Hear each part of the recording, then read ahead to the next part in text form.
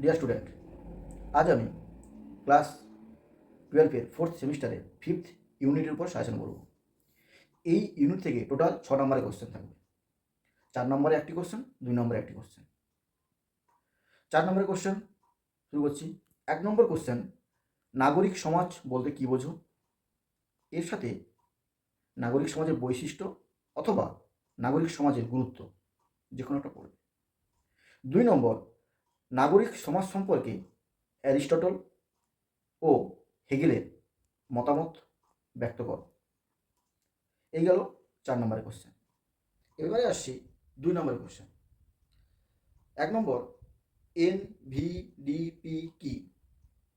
2 নম্বর, নর্মদা বাঁচাও আন্দোলনের প্রধান 2 জন মুখপাত্রের নাম লেখো। তারা কোন অ্যাওয়ার্ড পেয়েছিলেন? 3 নম্বর কোশ্চেন, চিপকো কথার অর্থ কী? এটি কত সালে কোথায় শুরু হয়েছিল? DGSN কি? চিপকো আন্দোলনের 2টি কারণ লেখো। চিপকো আন্দোলনের 2 জন নেতৃবৃন্দের নাম লেখো।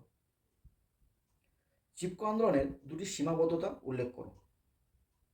নর্মদা বাঁচাও আন্দোলনের 2টি সাফল্য উল্লেখ করো। ধন্যবাদ।